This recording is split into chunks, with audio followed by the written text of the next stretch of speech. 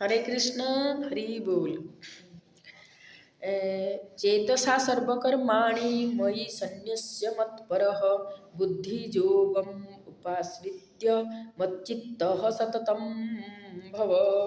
समस्त प्रकार कर्म संपादना निमित्त ମୋ ଉପରେ ନିର୍ଭର କର ଏବଂ ସର୍ବଦା ମୋର ଆଶ୍ରୟରେ ରହି କର୍ମ ସମ୍ପାଦନ କର। ଏ ପ୍ରକାର ଭକ୍ତି ଯୋଗରେ ରହି ସମ୍ପୂର୍ଣ୍ଣ ରୂପେ ମୋ ପ୍ରତି ସଚେତନ ହୁଅ।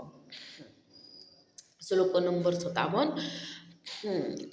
18 ଅଧ୍ୟାୟ ଶ୍ରୀମଦ୍ ଭଗବଦ ଗୀତା 18 ଅଧ୍ୟାୟର 57 ନମ୍ବର ଶ୍ଲୋକ।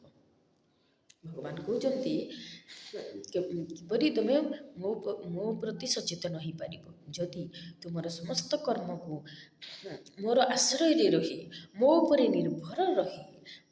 ନିର୍ଭର କରି ଏବଂ ମୋ ପ୍ରତି